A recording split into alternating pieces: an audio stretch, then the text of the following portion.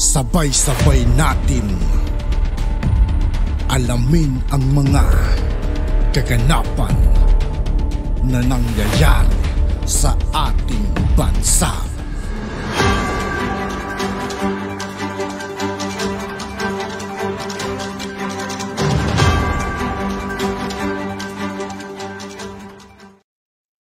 Yo, what's up mga kaibigan? This is I2K po again. Ngayon nandito ulit tayo sa channel ni Pinas News Insider. Dito ulit tayo magbibigay ng komento at reaksyon. Kaya samahan nyo guys.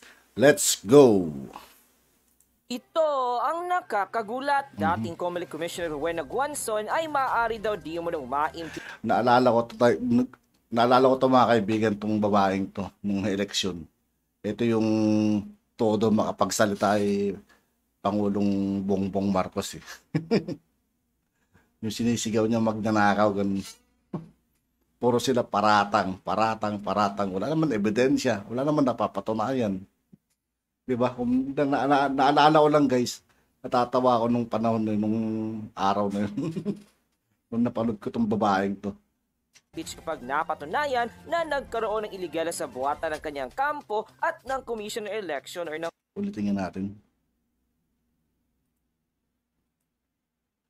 Daw di mo nang ma-impeach kapag napatunayan na nagkaroon ng iligal sa buwatan ng kanyang kampo at ng Kagulat, dating Comelec Commissioner Rowena Guanzon ay maaari daw di mo nang ma-impeach kapag napatunayan na nagkaroon ng iligal sa buwatan ng kanyang kampo at ng commissioner election or ng Comelec sa nangyaring substitution. Rowena Guanzon ginawa di mo nang parang baliw ang 5 nominees sa kanyang pagbili sa upuan ng Kongreso. Ito nga ay ayon kay Undersecretary Cardima. Ito ang mainit na balitang pinuputak ni ngayon ng samot-saring komento mula sa marami sa ating mga kababayan at marami nga sa kanila ngayon ang hindi napigilan ng kanilang sarili na maglabas ng kanilang hineng at komento sa mundo ng social media. Pero bago pa lamang kayo sa channel na ito, sa lahat ng hindi pa nakasubscribe mga kaibigan kay Pinas News Insider, mag-subscribe na po tayo at huwag nyo rin pong kalimutan mag-subscribe dito sa aking channel.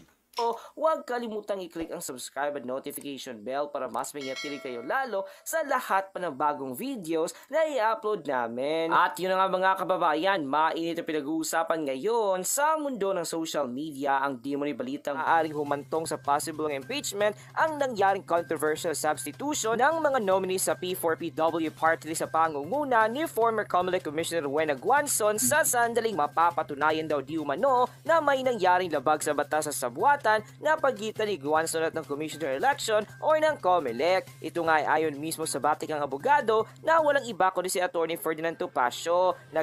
Kaya pala desperado manalo guys nung naarang election, ano? May mga tinatago palang anomalya, ano? Gaya din ng kanyang babala ang mismong tagapagsalita ng Commissioner Election ng Comelec na walang iba kundi si Atty. Rix Laduangco. Ay nga sa kanyang bagamat na pinayagan na naturang substitution ng dating commissioner, ito ay maaari pa rin din na di umani maabuso, ngunit paninindigan naman ng chairman ng Youth Commission na walang iba kundi si Undersecretary Cardema ay maaaring ibinenta na lamang daw ng mga naunang nominees ang kanilang posisyon sa Kongreso sa kasakiman di umano ni Guanzon sa kapangyarihan. Narito ang lumalagablab na panunupalpal ng naturang undersecretary. Pwedeng ibenta na lang nila yung pupuan nila sa Kongreso kung maganda yung presyo na ibibigay sa kanila. Ganyan ang mangyayari sa next time if we allow this kind of substitution. Alam na alam ni Bing Guanzon iyan na bawal iyan. Kaya lang talagang ipinipilit niyang umupo sa Kongreso ngayon. Gustong gusto niya, hindi na niya mapigilan kahit na nagmumukhang baliw yung 5 na ideklara yung mga sarili nilang either inakapatibig Kahit naman nung election yun, nagmumukhang baliw yan. or biglang nawala ng pakialam sa sektor nila. And kaugnay nito ay nauna nang ibinunyag ng Undersecretary na naghamon na di mo na si Guanzon na makipagpalitan na lamang di mo ng bala sa kanya. Ngunit tugon at hamon naman ni Cardema ay walang magpa-file ng kaso kung sino ang madedehado. Pasaring nito, she declined debate and she wanted a duel. Barilan daw kami, I like her style. I was a Cat Corps Commander and ROTC Corps Commander. a PMA cadet on the military reservist, and I would like to accept her challenge if she will sign a viewer or waiver that no cases will be filed against me if ma-headshot siya. And matapos nga ang balita ito ay umani agad ng samot-saring komento mula sa marami sa ating mga kababayan at marami nga sa kanila ngayon ang hindi napigilan ng kanilang sarili na maglabas ng kani-kanilang hininga at komento sa mundo ng social media. The netizens posted, well-orchestrated plan, hats off the Guanzon, talagang matalino, problema at kalinutuhan or katalinuhan ginagamit sa kalokohan. Yung mga 5 na nag-resign, please, if you are good citizen, let the people understand why you did what you did. Ay naman kay Virginia Alino, dapat lang Wala, tansya ko to, pag kahit tumakbo ng kwento ng Senado, kahit paulit-ulit tumatakbo to, hindi mananalo to yung mga ganong klaseng style niya. Parang baliw yan nung panahon ng eleksyon.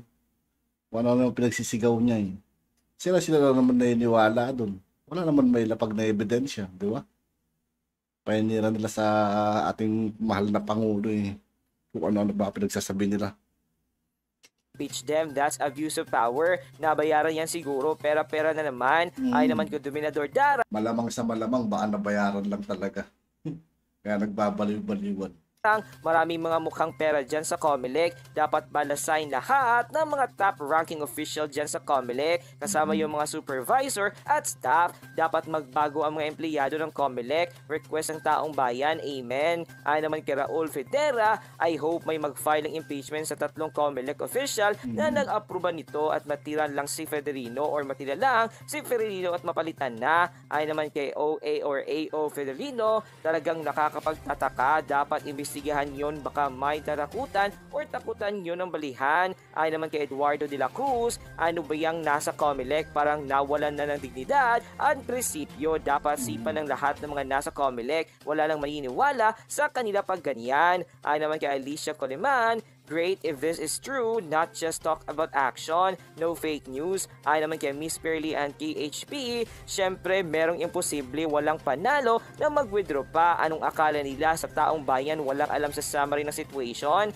Ay naman kay Pop Dates to Go, nag-withdraw sabay-sabay yung 5, di man lang kayo nagtaka na may nangyayaring di maganda. Ay naman kay Elena Solano, alisin yan Rowena Buangson, bakit pinapahiya ng Comelec yan? Ay naman kay Pepito Maray, sige gawin nyo ang mga magagawa ninyo para hindi makaupo si Guanzon, huwag puro daldal lang. Ay naman kay Nene Borja, huwag nang bigyan ng upuan yan sa Congress. Ay naman kay Sinaide Villanueva, hindi pwede, dapat wag talagang bibigyan ng kanya, wag bigyan ng position yan.